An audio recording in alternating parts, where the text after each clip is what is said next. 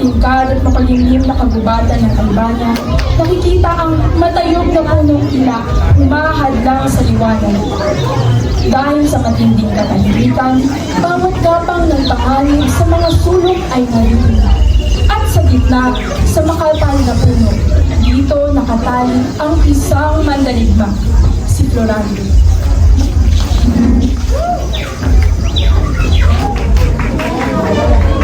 Nasaan ako? Tulong! Tulungan niyo ako! Nasaan ako? Sa dilim ng gubat, ako'y nangangatong.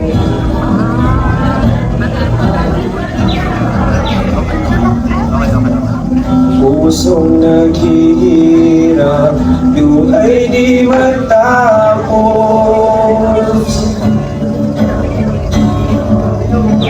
Laura, nasan ka? Ako'y nag-aalala. Hangad ko'y makita kang ligtas at masaya.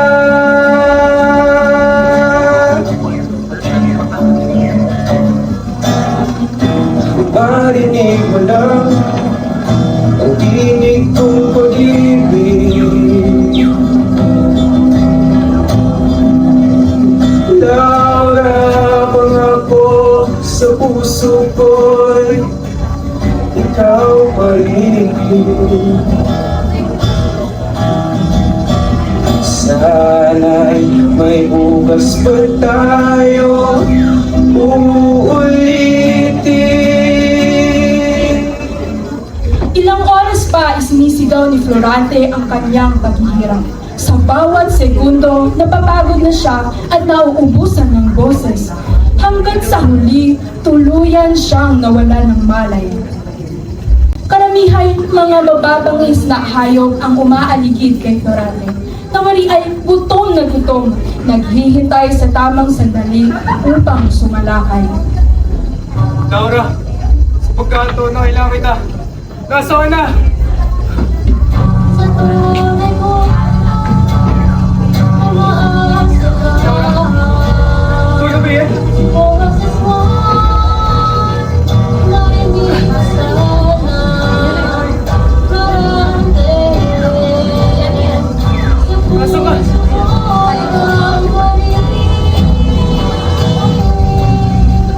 Sa wakas, natakuan ka.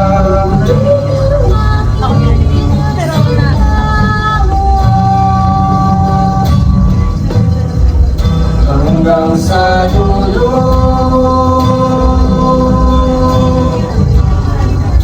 pangako'y totoo. Ikaw at ako,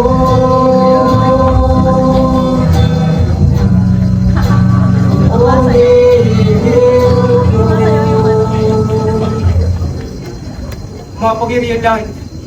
Dito nais ko, yung kabutihan para sa lahat. Kahit ang kasamaan na siya nangihibabaw. Ang aking bayan ay nababalot sa takot. Di lamang sa nag-iisang taksil. Orasan na ay pagdurusa. Ang nangyari-hari? Puro na niharingin sa'yo. Ang kayamanan ng duking ama ko. Sinikot ito ni Conde Adolfo. At ang pinuno niya ng kasamaan, mga Bernardino. Sa tahimik ng gubat, ang naririnig lamang ang mga iyak ni Florante. Isinambit niya ang kanyang paghihirap habang inaalala ang kanyang sinta, si Laura. Ano ba ang halaga ng aking panliligaw? Kaya kayo mahulog lamang sa iba. Nasa na ang panahon na umiyak ka sa akin. Bago umarap sa labanan, binigay mo sa akin ang isang banderang pasabasa ng iluwa. At nag-aalalay na ako'y masugatan pa. At kung magasgas man ang aking mga balat, agad mo itong inugasan ng iyong mga luwa. Ngunit, Laura, mahugas mo pa rin pa ang aking masugat sa gubat na ito. Laura! Sa kabilang panig ng kagubatan, dumating ang isang Moro na nangangalang Aladin. Hawak-hawak niya ang kanyang armas at naghahanap ng masisilungan. Pagkaupo, ang pikat at agad biglaang nawala sa kanyang hawak. Leda! Ba't ikaw pa ang nawala sa akin? papayag! Kung iba ang umako kay Clarida at hindi ang aking sariling ama, bubunto'y mapaparusahan! Kaya tinatawagan ko lahat ng Diyos sa langit na bigyan niyo ng lakas ang kamay kong malakas! Habang naglalakad si Aladdin, nakarinig siya ng buntong hininga ng binatang naghihina. Habang siya'y palapit ng palapit, lumakas lalo ang kanyang pagtataka. Sino naman maglalakbay sa kabubatan ngayon? Nagtago siya sa likod ng puno at natuklasan niya ang isang binata na suot ay pananamit pangyera. Bigla niya'y itinaas ang kanyang armas upang malambang. Bago'y humakbang, narinig niya ang hikbi ng binata. Ama ko, sa bawat kong salita, hanggat sa huling hininga, Panginoon dalangin ay patungkol sa akin.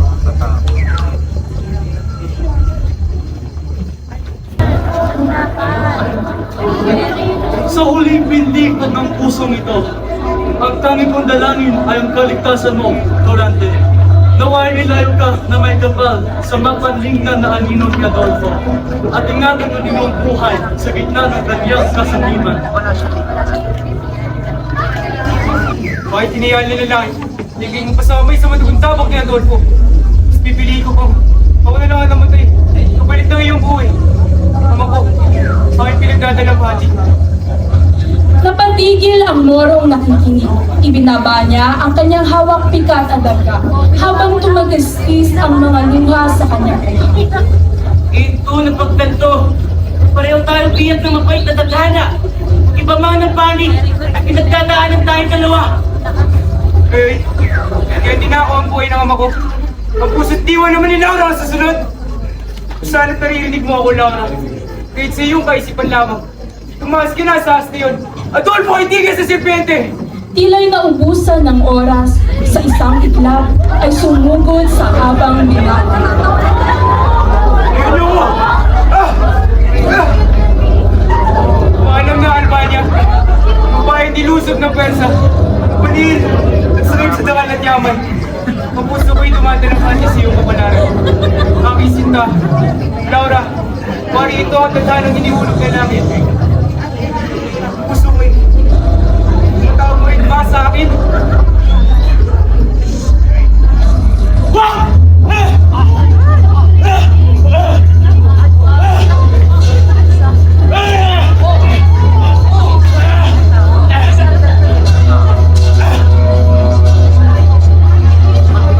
Pagkatapos ng tagumpay ng Guerrero, hindi napigilan ni Aladdin ang huling daloy ng maawang luha. Agad niyang tinanggal ang mahigpit na lubid na bumabalot sa katawan ng mandirigma. Bigla ay ibinukas ang mata habang nasa kamay ng Moro. Sinundan ito ng panumbay na pagsasalita. Sino ka? Totoo na ba sa uli si isang Moro? Huwag kang manganib. Dahil na sa kaligtasan ngayon. Halina't magpay ka muna. Sa iyong kasuotan, kita ko na kay taga-Albania habang ako ay taga-Persia. Ngunit hindi kita ipapahamak dahil sa akong Moro na naiig sa kabutihan. Bakit pa ba ako ang iyong tinulungan? Sana iniwan mo na lang ako rito. Sinusundan ko ang utos ng langit at iyon ay tulungan ka. Ang puso ng Moro ay nalulunod na sa awa at ang liwanag ng buwan ay tumatanglaw sa dalawa. Halina't kayo ng butahin ng aking dala. Huwag na, marami ka nang ibinigay sa akin.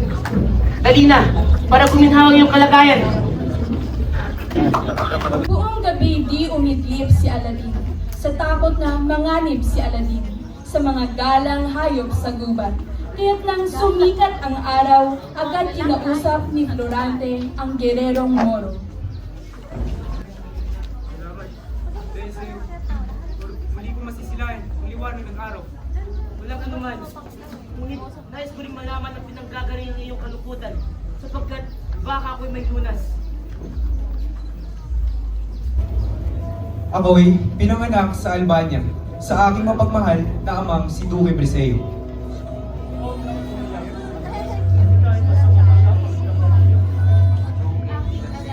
Nais ko sa'yo na lalaki ka bilang isang malapit na mandirigma. Hindi man isang mandirigma, kundi isang pagdating tao na may mabuti.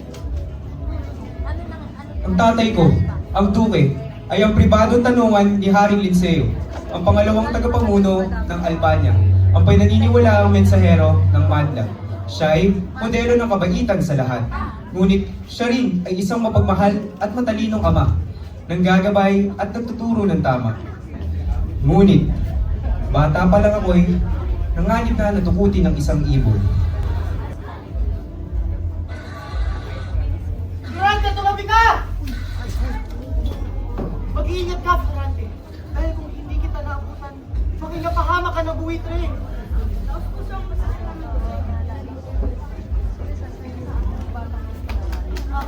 Nang si Florante ay naging 9 na taong gulang ay ikinuwento niya na lagi siyang nasa burol.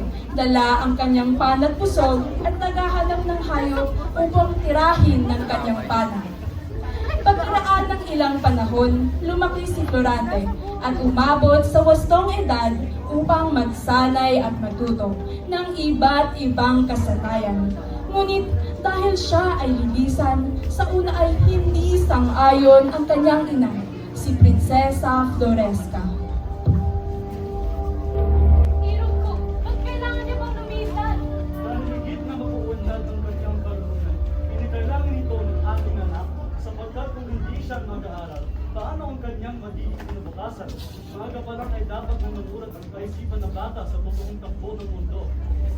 Sino naman ang mag-aaral sa kanya roon? Sa buhok na iyon ay kakalinganin na marunong na guro at magkasama kaibigan na tuwang sa kanyang pagtulong.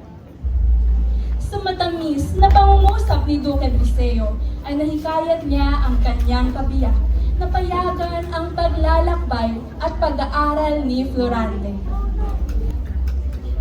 Florante, maligayang pagdating sa Atenas. Ako ay si Antenor, ang iyong magiging guro at gabay sa pag-aaral. Salamat po sa iyong malugod na pagtanggap. Ngunit, bakit mo ka nababalat ng lungkot ng mukha ko? Hindi ko po kasi nais isanin ang Albania at iwan ang aking mga magulang.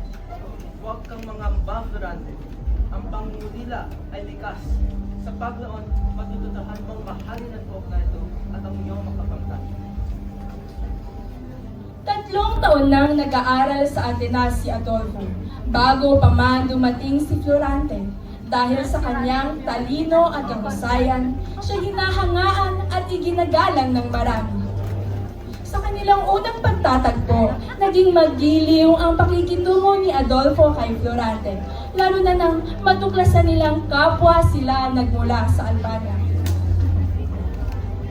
Subalit, hindi nagtagal ay napansin ni Florante na ang ipinapakitang kabaitan ni Adolfo ay isang ngiting may lihim na layunin. Aba, Florante, hindi kang nanguna sa ating mga aral. Ito na itong kasama-hama. Dito nagsimulang matabunan ni Florante si Adolfo dahil sa kanyang katalinuhan at mga abilidad, unti-unti nang nakalimutan si Adolfo at nabunyag ang tunay niyang pagkatao. Kabaitan niyang ipinamalas noong una ay hindi pala kaus-puso. Ako ang dapat kinikilala, hindi siya! Isang araw, sa pag-ikot ng panahon, ipinahayag ni Antenor ang isang pagsasadula. Sa lahat, sina Florante at Adolfo ang namukudtangi, kaya sila ang napiling manguna.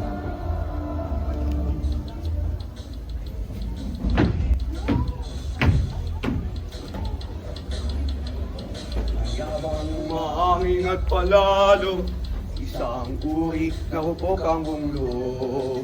Ngayon ika'y mawawala, nung ito'y walang awa, kainaan lamang iyong mahuhugot. At nang sumipat ang araw ng pagtatanghal, sabik ang lahat na masaksihan ang kanilang husay. Subalit, kubli sa kaalaman ng marami, sa likod ng anyong paligsahan ay may liham na binabalak si Adolfo laban kay Florante.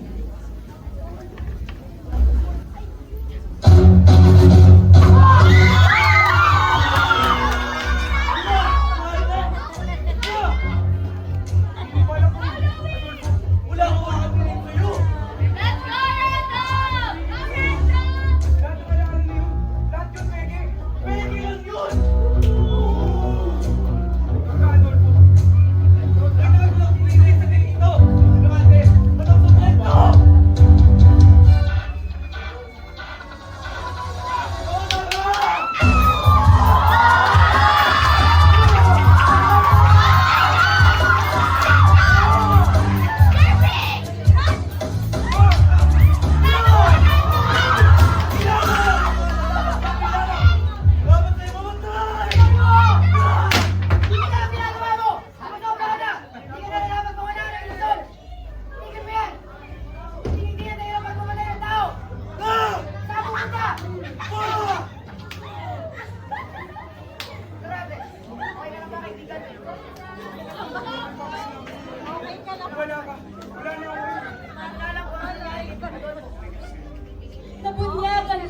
ugali ni Adolfo. Siya'y umalis at hindi na muli bumalik sa Atenas. Samantala, naging matalik na magkaibigan sina Florante at Menandro. Isang araw ay isang liham ang dumating para kay Florante. Liham? Galing kayo, ma? Masaya si Florante nang siya'y nakatanggap ng liham galing sa kanyang magulang. Nang biglaang nawala ang tuwa sa kanyang mga labi at tumagistis ang kanyang mga luha. Ina! Pinamay ko, inahin! May pumanaw na! Siya'y nagluksa sa Atenas nang makalipas ang 2 buwan. Ang pangalawang liham ay dumating. Siya'y pinababalik sa Albania at inatasan si Menandro na samahan siya. Durante Menandro, bago pa magpaalam at yumao, akin sa kanya at huwag mo. Lahat na magpina sa kanyang palang magkakali. Ginoong Antino, may tanong ko lang po. Ano po ang binigay niyo kay Florante? Maraming salamat po, Ginoong Antino. Pagdating ni na Florante at Menandro sa Albania, sila'y sinalubong ni Duque Briseo sa pintuan ng palasyo. Mabigat ang kanilang mga puso sapagkat sariwa pa ang pagpanaw ni Prinsesa Floresca.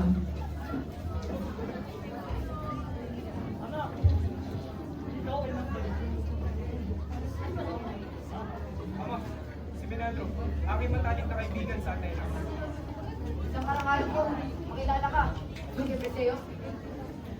Malubot kitang inatanggap, Menandro, ang sinong kaibigan ng Aguilang at ang kaibigan din ng Masdahan. Maraming salamat po. At anak, ikaw ay lumabas. Ang iyong ina ay pumanaw na at may dalang pagmamahal at paglansa para sa kanya. Ama, ikinalulungkot ko na ako'y wala sa kanyang piling sa huling sandali. Lahat ng aking tagumpay ay iaalay ko sa kanyang alaala. Nakikirami po ako, Duque Briseo. Mananatili siya sa aming mga puso, magpakailanman. Bago pa man matapos ang kanilang pagluluksa, may lumapit na mensahero at iniabot ang isang liham kay Duque Briseo. Salamat po. Hindi ko alam. Liham mula sa Corona. Ayon sa liham, kasalukuyang nilulusob ng hukbong Persyano ang Crotona sa pamumuno ni General Osmali. Marami na ang nagbuwis ng buhay at nanganganib. Napagkalukha dito, ang Corona ay nasa bibig ng pagkawasan. Hindi natin maaaring pabayaan ang kanyang kaharian. Kailangan ito kung alam agad sa Haring Liseo. Agad nagpatawag ng pulong sina Duque Briseo at Haring Briseo upang pag-usapan ang dapat gawin. Ang binasa kay Noy, siya ang nakita sa akin ng inip, matangkol sa ating harian. Mahal na hari, nang nangambagan ako, siya ay bata pa sa ganitong tungkulin. Pagkatao ni Noy, may natala sa kanya.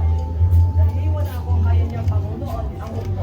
Ama, kung ito ay kinakailangan ng bayan, handa akong kampunin ng sukuin. Kung gayon, pumapayag na ako. Tauhan mo ang mundo at ingatan mo ang iyong sarili. At aming isasama, aking matalik na kaibigan, si Menandro. Kung ba yun, nakakatiwala ang pamunuan kay Florante. Naway, Sa gayon, si Florante ang hinirang na pinuno ng hukbong tutulong sa Crotona. Sa palasyo ng Crotona, matapos tanggapin sina Florante mula sa Albania, nagtagpo ang landas ni na Florante at Prinsesa Laura. Ipinakilala ng prinsesa ang hangarin kay Florante. Nang makita ni Florante si Laura, nabihag muli ang puso nito.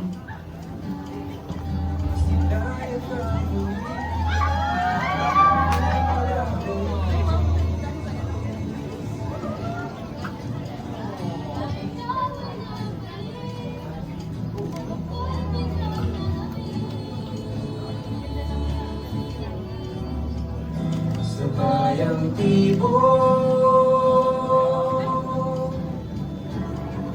ng ating mga puso pag-ibig natin.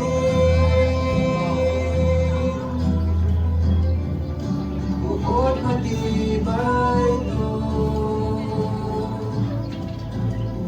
Sa wakas, magkasama tayo.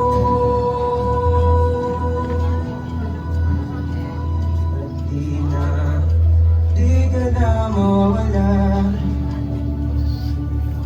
Kalingaan ko kating sa buka ng Ginoo. Kaya ang sinasabing ginunong tutulong sa aking bayan. Isang karangal ang makatungtong sa inyong kariyan. Ako'y narito upang maglingkod at magtanggol. Ikinagagalak namin ang iyong pagdating. Malaki ang aming pag-asa sa iyong katapangan. Hanggat ako'y may lakas, hindi ko papabayaan ang bayan ito. Sa unang pagtatagpong iyon, kapwa nakadama ang paghanga ang dalawa.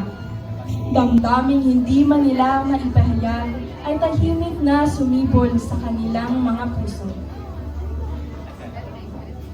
Dumating ang araw ng kanilang pag-alis at pagdating sa Crotona ay halos bumagsak na ang kuta dahil sa walang tigil na paglusob ng mga kaaway. Mabuti na lamang at dumating ang hukbo ni Florante. Sumuko ka na, Florante! Hindi mo ulong! Ah!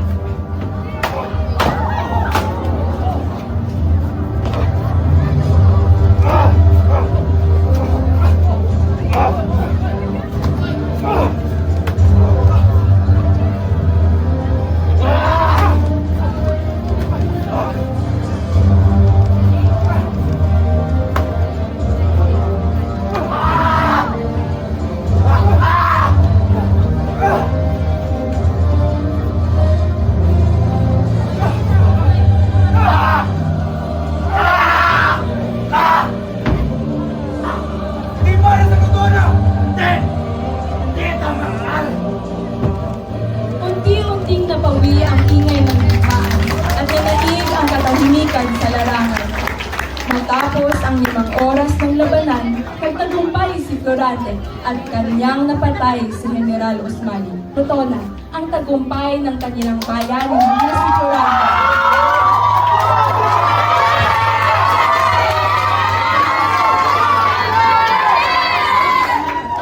Ako man ay nakapaglingkod dahil iyon sa lakas na iniali ko para sa inyo. Kaibigan, Durante, maligayang pagbati sa'yo. Sa pagkakaisa at tapang, nalagpasan natin ang dilim. At tabot ang tagumpay. Mabuhay! Mabuhay ang Albania! Mabuhay ang Albania!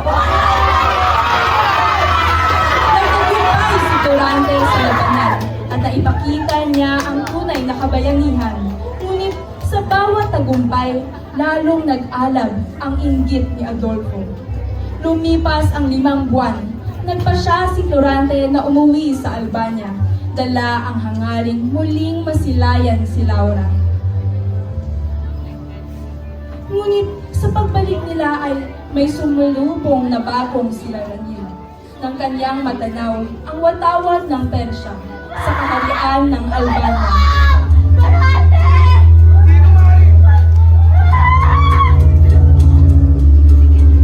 Bumilis ang tibok ng puso ni Florante nang masilayan niya si Laura. Siya ay nakagapos, isang bihag ng isang mandirigmang Moro, handang harapin ang malagim na kapalaran. Sa sandaling iyon, ang pag-ibig niya kay Laura ang alab sa kanyang tapang. Sa isang malakas na sigaw ng pakikipagdigmaan, sumugod siya at pinamunuan ang kanyang hukbo sa gitna ng labanan. Bitawan mo ako! Narinig ka! Di ko ayaw sa kayo, Laura!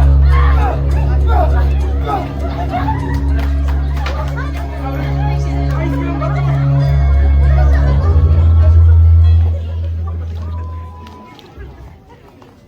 Ngunit hindi nagtatapos ang tungkulin ng bayani na sa pagligtas ng kanyang sinta. Sa kailaliman ng palasyo, naghihintay ang mga haligi ng Albania na pilit iginapos ng mga Moro. Ama! Mahal na hari! Narito na ako upang ibalik ang itangal!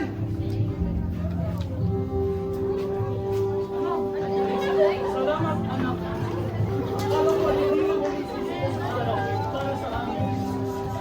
Nang makalaya sina Haring Linceo at Duque Briseo, kasama rin nila ang traidor na si Adolfo. Ikaw, Adolfo. Ligtas ka na. Salamat, Durante. Ito sa iyo ang aking buhay. Subalit, hindi alam ng ating bayani na ang pagtutulong niya kay Adolfo ay magdadala ng mas malaking suliranin sa hinaharap. Ilang buwan lamang ang lumipas at nilusog muli ang Albania ng hukbong Turkong si Miramolin. Ngunit sa tapang at talino ni Florante, napagtagumpayan niya ang labanan. Isa-isa niyang itinalo ang hukbo ng kaaway at 17 hari ang humanga sa kanyang kabayanihan. Ngunit sa gitna ng kanyang tagumpay, isang liham mula kay Haring Linceo ang nagpabalik sa kanya sa Albania nang mag-isa at iwan si Menandro. Sa wakas, may kita ko na rin. Aking ama at ang minamahal kong si Laura. Ano ang kaulagin nito? Manahimik ka! Bakit niyo ang ginagapos? Manahimik ka! Pinapabalik ko ng hari! Ang hari? Wala na rin yung hari, Florante. At wala na rin ang iyong ama. Anong ginawa mo sa kanila, Adolfo? Patay na sila. At akong bagong hari ng Albania. Huwag kang mag-alala. Dahil alagaan ko si Lara. Dahil nga ako magpapakasal sa akin. Hindi! Hindi magagawa nila rin! Traitor ka, Adolfo! Dali na yun sa selda! Hayaan niyo umulog sa dilim ang ako'y nagdiriwang! Adolfo! Sa isang iglap, ang bayani ng Albania naging bilanggo sa sarili niyang bayan. Pinatay ang hari at ang kanyang ama. At ang minamahal ay inilayo sa kanyang bisig. Lahat bunga ng kasakiman ni Adolfo. 18 araw siyang nagdusa sa dilim. Saka itinapon sa gubat, sa gatan at halos wala ng pag-asa hanggang sa may isang kamay na nagligtas sa kanya. Ba't ako nandito? Kahit tayo magkaaway sa reliyon at sa bayan, sa dusay magkakapatid tayo. Ako si Aladin, isang simpalatig tulad mo. Ngunit, bakit ka narito sa gubat? Bakit ka lumisan sa Persia? Dahil sa aking sariling ama, si Sultan Ali Adam, sa kanyang pagnanasa sa babae pinakamahal kong si Flerita. Ako'y natuloy niyang pugutan ng ulo at kinuha niya dahilan ng pagkatalo ko sa iyo sa Albania upang ako'y mabinanggo. Ano ito? Hindi ba kilala? Anak ko ng Sultan! Bitawan niyo ako! Ikaw ang nabigo sa digmaan! Tayo'y napahiya dahil sa iyong kainaan! Aba! Kinuha ko na sa aking mga kaya! Tahimik! At tayo'y nagmamahal ka! Dahil magiging hangin! Sa aking minamahal! Minamahal! Ang nais ng sultan ang masusunod! Ang iyong ama? Ang umago sa iyong sinta? Oo, itong oras na dapat aking harapin ng kamatayan, ako'y pinatawad. Ngunit pinalaya sa sariling lupang sinilangan. Mas mainam pang pumanaw na lang ako. Isa masilaya kong minamahal ko si Flerida sa piling ng aking ama. Mula noon, tilang wala nang saysay ang aking buhay. At sa lilim ng gubat, sa bawat salitang binitawan, ay mas lalo silang naging magkaibigan at handa na sa mga susunod na hamon ng kapalaran. Durante, tumigil ka. May naririnig ka ba? Mga tinig. Mga tinig ng mga babae sa di kaliwat.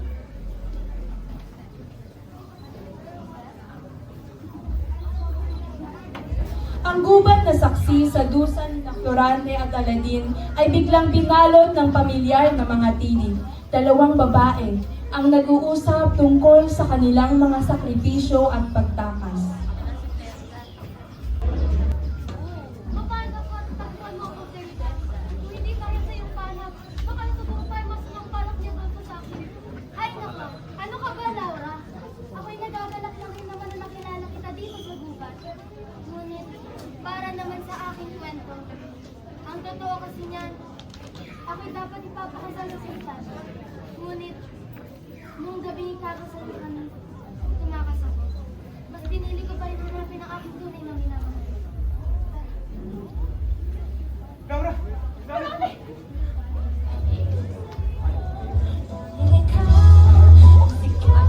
Flerida, aking buhay.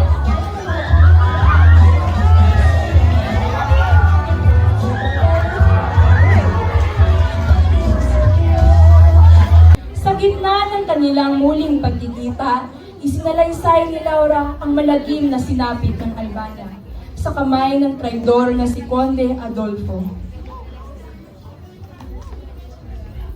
Florante, sinoko niya ko ang bayan. Gatay niya ang kahit ang buong konseho. Pinakot niya akong pamatayin kung hindi ako pakakasal sa kanya.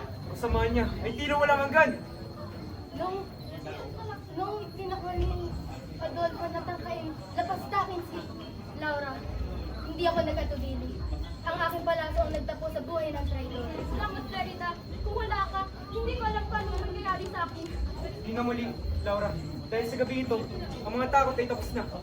At ngayon tayo magkakasama, hindi na natin hayaang mawasak ang ating bayan o ang ating mga puso.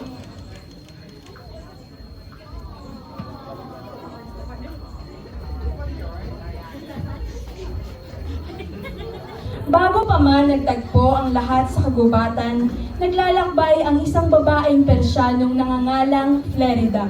Siya'y tumakas mula sa Persya upang hanapin ang kanyang minamahal si Aladdin.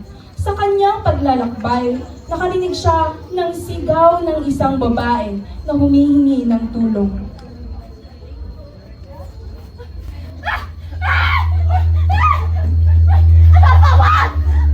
May talagang nanginginig ang ito. Laura, bakit ayaw makita kami ng aking pag-ibig? Adolfo, tigilan mo yan! Kung hindi mo ako kaya mahalin, wala ka lang kailangan ng ito! Bitawan mo ako! At sino ka laban upang makialam? Ha? Hindi mo kailangan malaman kung sino ako! Ha? Ha? Hindi mo kailangan malaman kung sino ako! Ah! Mamatay ka na, Mansyakis!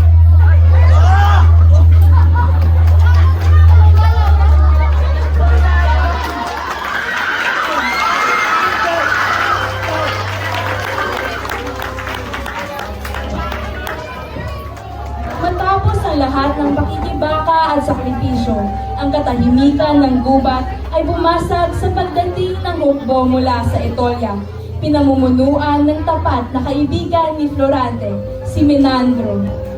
Florante! Florante! Nasaan si Florante? Florante! Nandiyan ka lang pala! Ang Albania! Ay malaya na! Ikaw ang aming bagong hari! At si Laura naman! Ang aming reyna! Mabuhay! Mabuhay!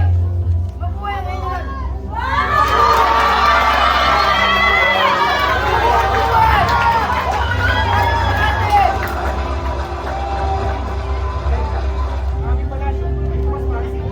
Salamat, kaibigan. Ngunit pumanaw ng aking ama at kailangan namin bumalik sa Persya upang mamuno. Dalangin yung pagmamahal at alaala ng ating pagkakaibigan. Mabuhay!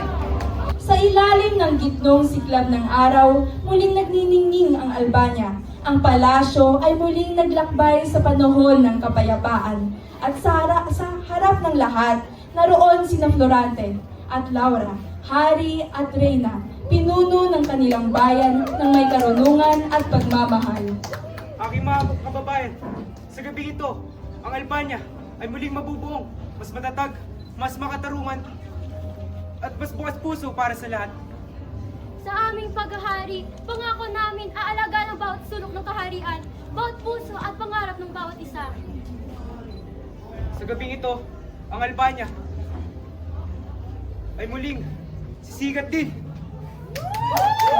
Piliin natin ang ating mga bagong hari! Florante!